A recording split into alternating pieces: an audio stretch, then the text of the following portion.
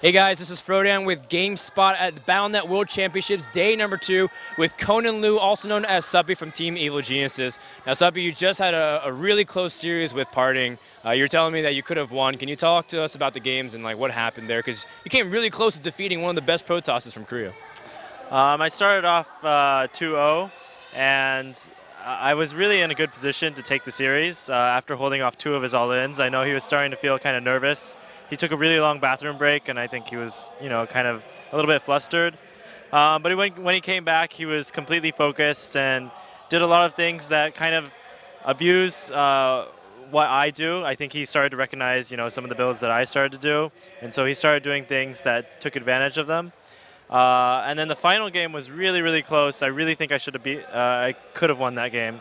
But it came down to basically I had a pretty poor flank in the last battle, and he got some pretty good force fields off and ended up taking out my army and then going on to win the game. You actually are really well known on, I guess, your practice partners and ladder, and I do watch your stream a lot, for really good late game control. And you always say if anyone wants to beat you, it's always early on, like targeting the early mid game. Is that an area that you feel like you need to continue to work on to basically launch yourself? Because you've been the EG player that advanced the farthest in 2 tournaments in a row, at MLG and at BWC. What are your really thoughts about that, your area of weakness, and how do you prepare for upcoming tournaments? Yeah, it's definitely something I still need to work on, and I think I've gotten a little bit better at it, but it's still probably my main weak point for that matchup in particular. So, I mean, going into future tournaments, I'm going to try and work on that. And, I mean, I'm not going to have a couple tournaments for a little bit now, so we'll see. But I'm definitely going to work on that early game Protoss versus Zerg defense.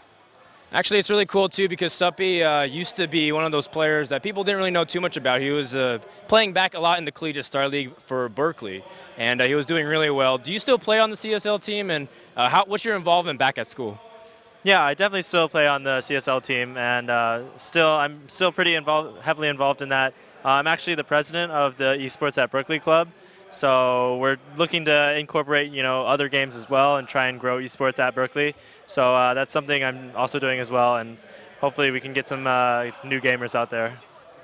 That's also a great thing. Now, you're actually one of the few people who actually speak Chinese out of the player pool that's left here. How are you enjoying Shanghai as a venue, as a place for StarCraft 2, compared to some of the other tournament places you've been to? I really liked the Shanghai venue, actually. It was a really nice experience coming here. I actually get to see some of my relatives again because my mom's from Shanghai. And I think the Blizzard took care of the players pretty well. We had, catered food. We had a really, really nice hotel. A lot of good things. A couple of bad things. The player pit is just like really, really dark. It's like pitch black. So it's a little bit hard to play and kind of strains your eyes. But other than that, Blizzard did a really good job of taking care of the players, I think. We actually got people driving us as well to the airport, so we don't have to worry about that. And, it's really cool being here over the fall. I've been to Shanghai a couple times, but this is the first time I've been here for the fall, and it's just really cool coming to Shanghai to play StarCraft. That's also really great. Now, Suppy, I guess the last question I want to ask you is, what are your thoughts overall on BWC? Do you think it was really successful on bringing out the foreigners? They showed up to this tournament. 4 players in the top 8 were non-Koreans, and Sen just beat a Hero North to advance to the top 4.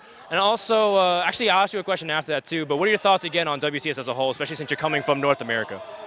WCS has just been a really, really great series, and I hope Blizzard does it in the future. Really, it's helped provide exposure for new players and give players opportunities to compete.